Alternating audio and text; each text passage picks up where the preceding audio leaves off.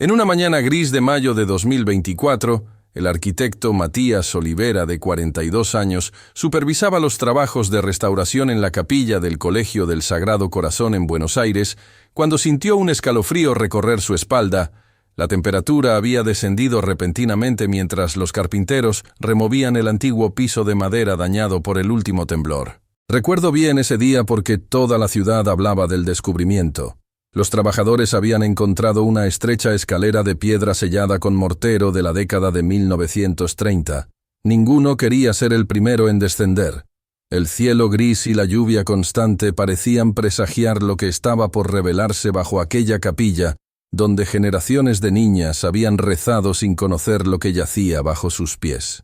Los periódicos no tardaron en recordarnos aquel titular olvidado del diario La Nación del 12 de junio de 1934, niñas gemelas desaparecidas del prestigioso colegio católico, familia Peralta ofrece recompensa. 90 años de silencio estaban a punto de romperse con un descubrimiento que sacudiría los cimientos no solo de la institución religiosa, sino de toda nuestra sociedad porteña.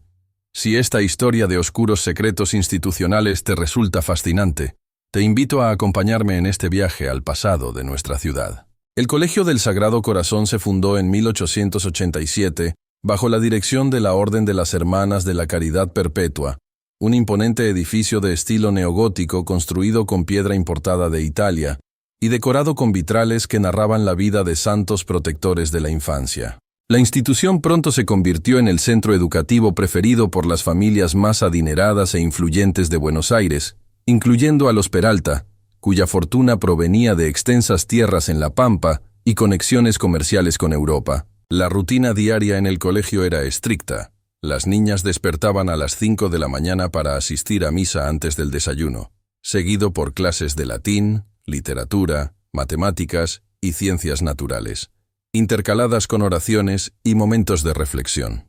Las alumnas vestían uniformes azul marino con delantales blancos impecables y llevaban el cabello recogido en trenzas o moños austeros. Cualquier vanidad era severamente castigada. La madre Estela Vázquez dirigía el colegio con mano firme desde 1925, una mujer alta y delgada con ojos penetrantes que parecían detectar la más mínima transgresión.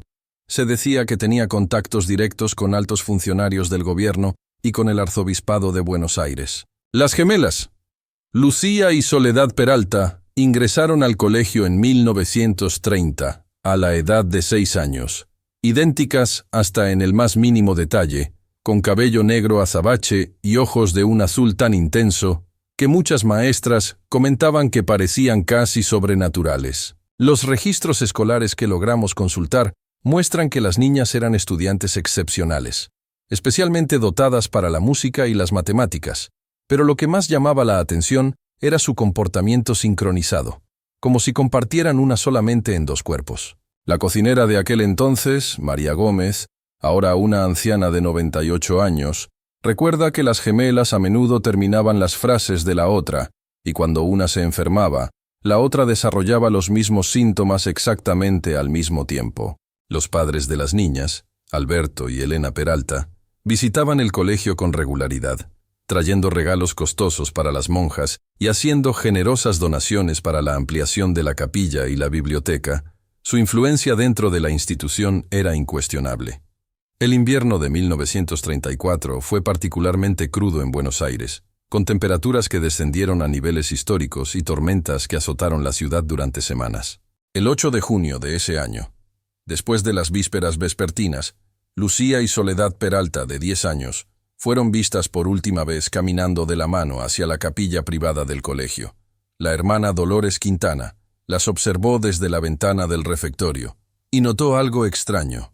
Las niñas no llevaban abrigos a pesar del frío intenso y parecían caminar con una rigidez inusual. Esa misma noche, durante el conteo habitual antes de dormir, la supervisora del dormitorio notó la ausencia de las gemelas e inmediatamente informó a la madre Estela. Lo que siguió fue una búsqueda apresurada pero discreta dentro de los terrenos del colegio. La directora insistió en no alertar a las autoridades hasta la mañana siguiente, argumentando que las niñas probablemente estaban escondidas en algún rincón del extenso edificio. Cuando la policía finalmente fue notificada, 48 horas después de la desaparición, la madre Estela ofreció una explicación que sorprendió a todos. Afirmó que las gemelas habían mostrado fascinación por un circo que se había instalado en las afueras de la ciudad y sugirió que probablemente habían escapado para unirse a los artistas itinerantes. Esta versión fue respaldada sorprendentemente por Alberto Peralta, quien en una breve declaración a la prensa mencionó que sus hijas siempre habían mostrado un espíritu aventurero y rebelde. La investigación policial fue superficial y apresurada, sin búsquedas exhaustivas ni interrogatorios rigurosos. El caso se cerró oficialmente 3 semanas después, sin ninguna pista concreta sobre el paradero de las gemelas. La influencia de la familia Peralta y su estrecha relación con el arzobispado parecían haber acelerado el cierre de un caso que en otras circunstancias habría causado conmoción nacional. Los años siguientes estuvieron marcados por un silencio inquietante en torno a la desaparición de Lucía y Soledad. El colegio continuó funcionando como si nada hubiera ocurrido. No se realizaron ceremonias conmemorativas, ni se colocaron fotografías de las niñas en ningún lugar visible. Elena Peralta, la madre de las gemelas, fue internada en un sanatorio privado en Córdoba, pocos meses después de la desaparición, donde permaneció hasta su fallecimiento en 1939. Los registros médicos indican que sufría de una profunda melancolía y alucinaciones en las que veía a sus hijas caminando de la mano por los pasillos del sanatorio. Alberto Peralta, por su parte, se convirtió en un benefactor aún más generoso del colegio y de la iglesia, financiando la construcción de una nueva ala en el Hospital Católico San Camilo y estableciendo una fundación para investigaciones médicas que llevaba el apellido familiar. Durante décadas, la historia de las gemelas Peralta se transformó en una leyenda urbana que circulaba entre las alumnas del colegio, susurros sobre niñas fantasmas que aparecían en la capilla durante las noches de luna llena, o voces infantiles que se escuchaban cantando en latín cuando el edificio estaba vacío. Las monjas prohibían terminantemente hablar del tema, y cualquier mención a las gemelas era castigada con severidad, lo que solo alimentaba la curiosidad y las especulaciones. Un artículo publicado en el periódico El Clarín en 1952 intentó revivir el caso con nuevas teorías, pero fue rápidamente retirado de circulación, y el periodista responsable, Javier Molina, fue despedido sin explicaciones. La familia Peralta utilizó su influencia para eliminar cualquier mención pública del caso, comprando archivos policiales y pagando generosamente por el silencio de antiguos empleados del colegio. Las décadas pasaron, y el misterio se fue diluyendo en la memoria colectiva de la ciudad, relegado a notas al pie en libros sobre crímenes históricos no resueltos, o mencionado brevemente en tours sobre leyendas urbanas de Buenos Aires. El Colegio del Sagrado Corazón continuó siendo una institución respetada, aunque su prestigio disminuyó gradualmente a medida que la educación secular ganaba terreno en la sociedad argentina. La orden religiosa que lo administraba sufrió una disminución en el número de vocaciones, y para finales del siglo XX, gran parte del edificio original había sido remodelado o adaptado para usos modernos, conservando solo la capilla y algunas aulas como testimonio de su arquitectura original.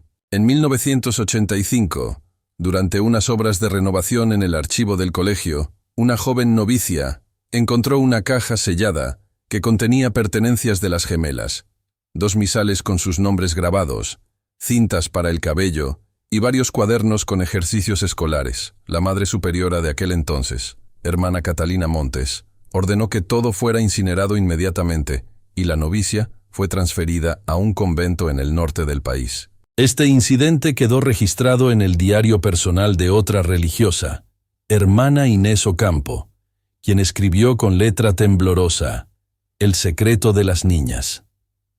Peralta sigue pesando sobre nuestra congregación como un castigo divino.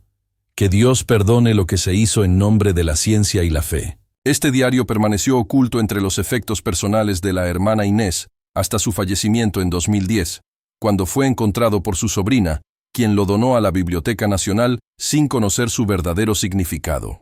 La comunidad circundante al colegio también guardaba recuerdos fragmentados sobre el caso. Ancianos del barrio de Palermo recordaban los días posteriores a la desaparición, cuando policías y voluntarios recorrieron las calles y parques cercanos en busca de las gemelas. Marta Rodríguez, una vecina que tenía 8 años cuando ocurrieron los hechos, recuerda haber visto una ambulancia estacionada en la entrada trasera del colegio la noche de la desaparición, un detalle que nunca fue mencionado en los reportes oficiales. Roberto Salvatierra, cuyo padre trabajaba como jardinero en el colegio, conservaba el recuerdo de haber escuchado a su padre comentar en voz baja sobre un médico que visitaba frecuentemente la institución en aquellos días, siempre después del anochecer, y siempre acompañado por un sacerdote cuyo nombre nunca mencionaba. El descubrimiento realizado en mayo de 2024 bajo el piso de la capilla provocó un terremoto mediático y emocional en la sociedad argentina. Al fondo de la estrecha escalera, los trabajadores encontraron una cámara hexagonal con paredes cubiertas de iconos pintados a mano de Santa Inés, patrona de la pureza. En el centro de la cámara había 2 pequeños ataúdes de madera noble que contenían túnicas ceremoniales inmaculadamente conservadas, pero ningún resto humano. Un cofre de acero corroído completaba el macabro hallazgo. En su interior se encontraron cuadernos médicos, bocetos de autopsias y placas de rayos X fechadas en 1935, todas selladas con la inscripción «Confidencial, Instituto Eugenésico Nacional». El arquitecto Olivera, visiblemente conmocionado, ordenó detener inmediatamente los trabajos y notificar a las autoridades, quienes acordonaron la zona y establecieron un perímetro de seguridad alrededor del colegio. Los días siguientes fueron de intensa actividad mientras equipos forenses analizaban minuciosamente cada elemento encontrado en la cámara subterránea. Los químicos identificaron trazas de formaldehído y barbitúricos primitivos en las fibras de las túnicas, sugiriendo que las gemelas habían sido sedadas antes de ser trasladadas a otro lugar. El análisis de los cuadernos revelaba experimentos clandestinos dirigidos por el doctor Ernesto Villarreal, un pionero de la eugenesia obsesionado con lo que él llamaba fenómenos de alma espejo en gemelos idénticos. Varias páginas detallaban datos fisiológicos de las gemelas, incluyendo una entrada particularmente perturbadora que indicaba: sujeto L cesó actividad cardíaca a las 02,S7. Sujeto S simultáneamente entra en catatonía, evidencia de fuerza vital unificada. La noticia del descubrimiento atrajo la atención internacional, y pronto se formó un equipo multidisciplinario para investigar el caso, liderado por la doctora Camila Peralta, genetista y sobrina bisnieta de las gemelas, quien había crecido escuchando rumores familiares sobre sus misteriosas antepasadas. Valentín Rojas, periodista de investigación que había estado trabajando en un libro sobre la historia de la eugenesia en Argentina, se unió al equipo después de descubrir documentos que vinculaban la financiación del doctor Villarreal con archivos bancarios del Vaticano. Completaba el grupo la hermana Amalia Suárez, archivista de la orden religiosa, quien había encontrado correspondencia suprimida que sugería que altos clérigos habían aprobado pruebas de separación de almas para demostrar la teología mística a través de la ciencia. El primer gran avance en la investigación llegó cuando la doctora Peralta logró acceder a archivos familiares que habían permanecido sellados durante décadas. Cartas personales de Alberto Peralta revelaban que el padre de las gemelas había consentido los experimentos, convencido por el doctor Villarreal y por el entonces obispo auxiliar de que sus hijas poseían un don divino que podría proporcionar pruebas científicas de la existencia del alma. Una carta particularmente desgarradora mostraba el arrepentimiento tardío de Alberto. Mi consentimiento ha condenado a mis ángeles a un sufrimiento que ningún padre debería imponer. Que Dios me perdone por creer que la ciencia podría revelar sus misterios. Esta correspondencia también mencionaba un puesto de investigación en la Patagonia, donde supuestamente las niñas habían sido trasladadas para continuar con los experimentos lejos de miradas indiscretas. Mientras tanto, Valentín Rojas seguía el rastro financiero que conectaba al Instituto Eugenésico Nacional con fondos provenientes de cuentas bancarias vaticanas, descubriendo transferencias sustanciales realizadas entre 1934 y 1937 a nombre de una empresa naviera que operaba rutas hacia la Antártida. Los registros de la empresa mostraban un viaje financiado por una compañía fachada del Vaticano en marzo de 1935, con una lista de pasajeros que incluía al doctor Villarreal, y a un sacerdote identificado solo como Padre Lorenzo, acompañante espiritual. La hermana Amalia, por su parte, desenterró telegramas cifrados intercambiados entre la madre Estela y la oficina del arzobispo, solicitando prueba definitiva del vínculo astral prometido en las Escrituras, junto con instrucciones para la preparación de una cámara sagrada, donde los cuerpos temporales pudieran reposar. Si estos relatos oscuros resuenan con tu interés por descubrir verdades ocultas, te invito a seguir acompañándonos en esta exploración de secretos institucionales que han permanecido enterrados durante generaciones. Apoya nuestro canal para continuar revelando historias como esta que la historia oficial ha intentado silenciar. La investigación tomó un giro dramático cuando un equipo de arqueólogos utilizó radar de penetración terrestre para examinar el terreno bajo el cementerio del colegio, revelando cavidades adicionales que no aparecían en ningún plano arquitectónico oficial. La excavación controlada de una de estas cavidades descubrió un laboratorio subterráneo abandonado con equipos médicos avanzados para la época, incluyendo un aparato de rayos X modificado y instrumentos quirúrgicos especializados. En las paredes del laboratorio, conservados por la atmósfera seca y fría, permanecían diagramas anatómicos detallados de las gemelas, con anotaciones sobre conexiones neurológicas inusuales y lo que el doctor Villarreal denominaba puentes etéricos entre los hemisferios cerebrales idénticos. Una entrada en su diario de trabajo, fechada el 17 de febrero de 1935, revelaba la verdadera naturaleza de sus experimentos. La separación física ha sido completada con éxito. Los sujetos mantienen vínculo mental a pesar de la distancia, confirmando la teoría de la singularidad anímica en gemelos monocigóticos. El Vaticano debe ser informado inmediatamente de este triunfo teológico. El testimonio de antiguos alumnos del colegio añadió dimensiones perturbadoras al caso. Carmen Aguirre, de 96 años, recordaba haber escuchado a las monjas hablar en susurros sobre las hermanas angelicales que nunca proyectaban dos sombras. Horacio Mendoza, cuyo padre había sido chofer de la familia Peralta, conservaba el recuerdo de haber transportado grandes contenedores refrigerados desde el colegio hasta el puerto de Buenos Aires en múltiples ocasiones durante los meses posteriores a la desaparición. Más inquietante aún fue el descubrimiento de un grupo de ancianos en un remoto pueblo de la Patagonia que afirmaban haber sido criados en un orfanato especial dirigido por el doctor Villarreal en la década de 1940.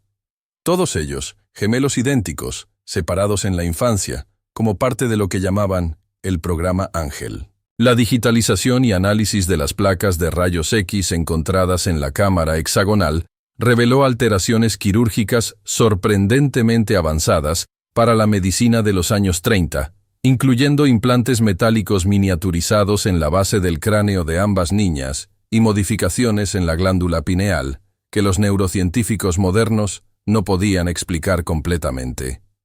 El doctor Miguel Fernández, especialista en neurología del Hospital Italiano de Buenos Aires, quedó asombrado por la sofisticación de las intervenciones, declarando que algunas de las técnicas visibles en las radiografías no serían desarrolladas hasta décadas después, lo que planteaba inquietantes preguntas sobre el origen de los conocimientos del doctor Villarreal. La investigación de la doctora Peralta dio un salto cualitativo cuando logró localizar los registros completos del Instituto Eugenésico Nacional en los archivos gubernamentales, documentos que habían sido clasificados como secretos de Estado durante el régimen militar y nunca desclasificados adecuadamente. Estos archivos revelaban la existencia de un programa colaborativo entre científicos argentinos y colegas alemanes interesados en lo que denominaban biología espiritual, una rama pseudocientífica que buscaba explicaciones físicas para fenómenos espirituales. El doctor Villarreal mantenía correspondencia regular con médicos alemanes que posteriormente se unirían a programas de experimentación en campos de concentración, compartiendo metodologías y resultados de sus trabajos con gemelos idénticos. Uno de los documentos más escalofriantes encontrados fue un informe detallado sobre la separación quirúrgica de las gemelas Peralta, realizada en etapas durante varios meses, no con el objetivo de separarlas físicamente, como en el caso de gemelos siameses, sino para establecer si el vínculo mental y espiritual que compartían podía mantenerse a pesar de modificaciones corporales. El informe detallaba cómo, después de cada intervención, las niñas eran sometidas a pruebas para evaluar su capacidad de comunicarse telepáticamente y sentir el dolor de la otra. Todo meticulosamente documentado con un rigor científico pervertido por objetivos inhumanos. La última página del informe incluía una nota escrita a mano por el Dr. Villarreal. El experimento final requiere separación continental. Sujeto S será trasladado a instalaciones antárticas mientras sujeto L permanecerá en laboratorio patagónico. Distancia máxima para probar resistencia del vínculo anímico. La hermana Amalia, mientras tanto, había descubierto un diario personal de la madre Estela, oculto en un compartimento secreto en la antigua oficina de la directora.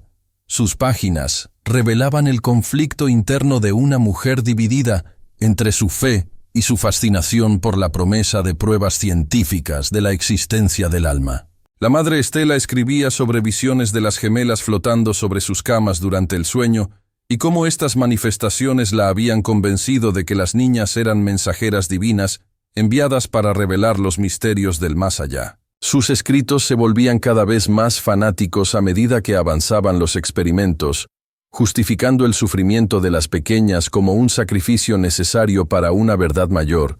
Dios ha elegido a estas inocentes como sus vasos.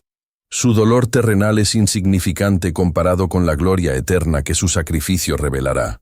Valentín Rojas, siguiendo la pista de los viajes antárticos, descubrió en archivos navales argentinos referencias a una base científica secreta, establecida en 1935 bajo la fachada de investigaciones meteorológicas, financiada por una sociedad científica internacional que incluía miembros del Vaticano. Los registros de personal mencionaban a una niña identificada solo como sujeto S entre los residentes permanentes de la base, junto con un equipo de médicos y sacerdotes dedicados a lo que se describía como investigaciones sobre fenómenos de resonancia a larga distancia. Más perturbador aún fue el hallazgo de informes periódicos enviados a Buenos Aires, detallando episodios de catalepsia sincronizada y comunicación extrasensorial verificada experimentalmente entre los sujetos separados por miles de kilómetros. A medida que estas revelaciones salían a la luz, la reacción pública fue de horror e indignación. Protestas masivas se organizaron frente a la sede del arzobispado, exigiendo explicaciones sobre la participación de la Iglesia en los experimentos. La orden religiosa que administraba el colegio emitió un comunicado oficial, expresando su consternación ante los descubrimientos y prometiendo cooperación plena con las autoridades, aunque insistiendo en que los hechos habían ocurrido bajo un liderazgo ya fallecido y no representaban los valores actuales de la institución. El Vaticano, por su parte, mantuvo un silencio inicial que solo alimentó las especulaciones, hasta que finalmente un portavoz reconoció la existencia de archivos relacionados con investigaciones sobre gemelos idénticos, pero negó cualquier conocimiento o aprobación de experimentación no ética. La familia Peralta, representada por la Dra. Camila, presentó una demanda formal contra la Iglesia Católica y el Estado argentino, exigiendo acceso completo a todos los archivos relacionados con el caso y compensación por los crímenes cometidos contra sus antepasadas. El caso rápidamente adquirió dimensiones internacionales, cuando historiadores y científicos de todo el mundo comenzaron a establecer conexiones entre los experimentos del Dr. Villarreal y programas similares desarrollados en Europa y Norteamérica durante el mismo periodo, sugiriendo una red global de investigación pseudocientífica sobre fenómenos espirituales utilizando gemelos como sujetos de experimentación. Mientras el escándalo crecía, un descubrimiento inesperado sacudió la investigación hasta sus cimientos. Durante la exploración de la antigua base antártica, abandonada desde la década de 1950, un equipo de científicos encontró un búnker subterráneo perfectamente conservado por el frío extremo. En su interior, cámaras de hibernación de diseño avanzado contenían a dos mujeres ancianas idénticas en estado de animación suspendida, con marcadores biométricos indicando actividad cerebral sincronizada, a pesar de estar en unidades separadas. Los análisis preliminares de ADN confirmaron lo imposible. Se trataba de Lucía y Soledad Peralta, mantenidas en un estado de preservación artificial durante 90 años, mediante tecnología que no debería haber existido en aquella época. El impacto de este hallazgo fue inmediato y profundo. Expertos médicos y éticos de todo el mundo convergieron para determinar cómo proceder con las gemelas hibernadas, mientras teólogos y filósofos debatían las implicaciones espirituales y metafísicas de su supervivencia. La doctora Camila Peralta, enfrentando el dilema de su vida, debía decidir si intentar despertar a sus ancestros de su largo sueño artificial o permitirles continuar en el único estado que habían conocido durante casi un siglo. Los registros encontrados junto a las cámaras de hibernación sugerían que las gemelas habían sido mantenidas en ese estado como parte de un experimento continuo sobre longevidad y conexión anímica, con datos recopilados automáticamente y transmitidos a receptores cuya ubicación seguía siendo un misterio. La justicia argentina declaró el caso como crimen de lesa humanidad, eliminando cualquier posibilidad de prescripción y ordenando la formación de una comisión internacional para investigar todas las ramificaciones del programa del Dr. Villarreal. Antiguos miembros de la orden religiosa que administraba el colegio fueron interrogados. Aunque la mayoría alegaba desconocimiento de lo ocurrido antes de su tiempo, algunos reconocieron haber escuchado rumores sobre la cámara sellada y las niñas especiales que habían sido elegidas para una misión divina. La jerarquía eclesiástica, enfrentando una crisis de credibilidad sin precedentes, anunció una investigación interna y la apertura de archivos históricos previamente restringidos, un gesto que muchos consideraron tardío pero necesario. El Colegio del Sagrado Corazón, incapaz de superar el estigma de los descubrimientos, cerró sus puertas permanentemente después de casi 140 años de funcionamiento. El edificio fue posteriormente adquirido por el Estado para ser transformado en un centro de investigación sobre ética científica y un memorial para las víctimas de experimentación no consentida. La capilla donde todo comenzó fue preservada como testimonio histórico, con la cámara hexagonal abierta al público como recordatorio sombrío de los horrores cometidos en nombre de la ciencia y la fe. Las túnicas ceremoniales encontradas en los ataúdes fueron exhibidas en vitrinas de cristal junto con copias de los documentos más significativos del caso, permitiendo a los visitantes comprender la magnitud de la conspiración que había permanecido oculta durante tanto tiempo. Para la doctora Camila Peralta, el descubrimiento de sus antepasadas vivas representaba tanto una vindicación como una responsabilidad abrumadora. Tras consultas con expertos en bioética y representantes de diversas tradiciones religiosas, tomó la difícil decisión de mantener a las gemelas en su estado de hibernación mientras se desarrollaban protocolos médicos y psicológicos para un posible despertar. Los estudios preliminares de las ancianas gemelas continuaban revelando anomalías biológicas inexplicables, incluyendo telómeros de longitud imposible y estructuras cerebrales modificadas que sugerían capacidades cognitivas expandidas, plantillas para modificación humana desarrolladas décadas antes de la era de la ingeniería genética moderna. Valentín Rojas, cuya investigación periodística había sido fundamental para destapar el caso, publicó un libro exhaustivo titulado Las almas gemelas, ciencia, fe y experimentación humana en la Argentina del siglo XX, que se convirtió inmediatamente en un éxito internacional y generó debates sobre los límites éticos de la investigación científica y la responsabilidad de las instituciones religiosas. Su trabajo inspiró a investigadores de otros países a examinar casos similares de desapariciones de gemelos en contextos institucionales, revelando un patrón inquietante que sugería una conspiración de alcance global motivada por creencias pseudocientíficas sobre las propiedades especiales de los gemelos idénticos. La hermana Amalia Suárez, enfrentando el conflicto entre su lealtad a la Iglesia y su compromiso con la verdad, decidió dejar la orden religiosa para dedicarse por completo a la preservación y estudio de los archivos relacionados con el caso, estableciendo una fundación independiente para investigar la intersección entre religión, ciencia y ética. Su trabajo ayudó a contextualizar los experimentos del Dr. Villarreal dentro de las corrientes intelectuales de la época, cuando el auge del positivismo científico y los movimientos eugenésicos coincidían con intentos desesperados de las instituciones religiosas por mantener su relevancia en un mundo cada vez más secular. Un año después del descubrimiento inicial, en una ceremonia solemne realizada en el antiguo Colegio del Sagrado Corazón, ahora renombrado Centro Memorial Lucía y Soledad Peralta, se inauguró un monumento conmemorativo que representaba a dos niñas de manos entrelazadas mirando hacia el cielo, símbolo tanto de las víctimas como de la esperanza de una ciencia y una fe guiadas por principios éticos inquebrantables. Representantes de diversas religiones y organismos científicos participaron en el acto, comprometiéndose a trabajar juntos para prevenir que atrocidades similares pudieran repetirse bajo el manto de la investigación o la doctrina. La campana de la antigua capilla, restaurada y reinstalada, sonó 90 veces, una por cada año de silencio, su eco resonando en las calles de Buenos Aires como un recordatorio sonoro de que ningún secreto permanece enterrado para siempre. En las profundidades de la Antártida, las cámaras de hibernación que contenían a Lucía y Soledad fueron trasladadas a una instalación médica de máxima seguridad, donde equipos internacionales continuaban estudiando su extraordinaria condición y debatiendo sobre su futuro.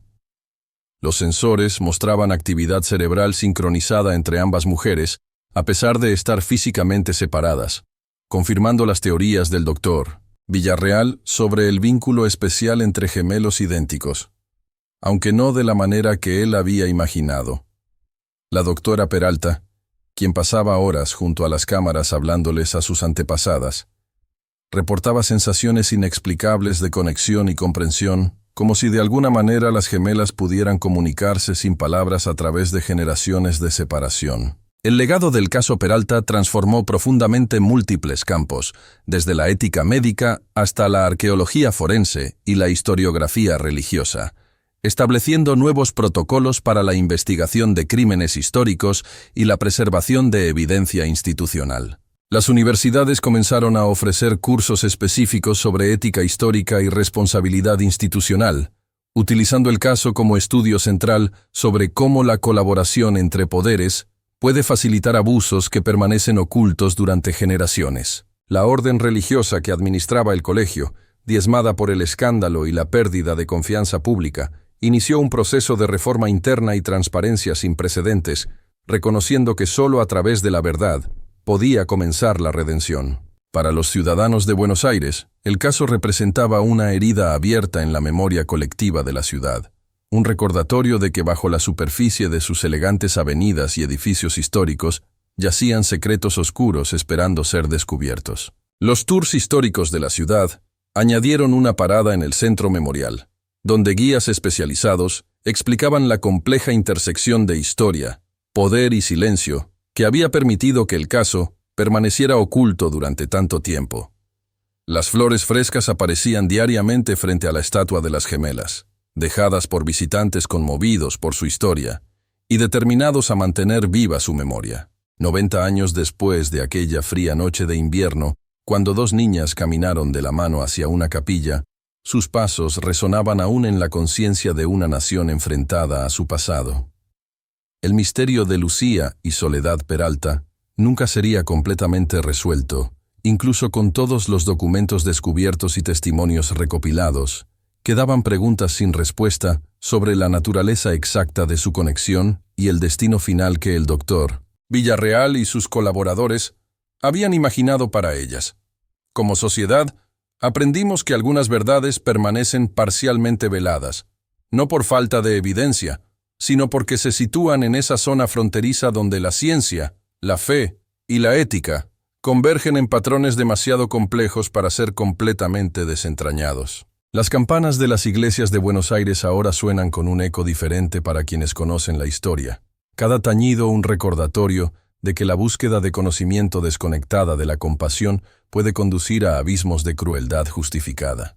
La ciudad continúa su vida, las avenidas se llenan de tráfico y las plazas de niños jugando, pero en sus cimientos permanece la memoria de dos pequeñas que fueron sacrificadas en el altar de una curiosidad sin límites éticos. Sus nombres, antes susurrados con temor, ahora son pronunciados con respeto y determinación, para que nunca más el silencio institucional pueda enterrar la verdad sobre vidas consideradas dispensables en nombre de un bien mayor imaginario.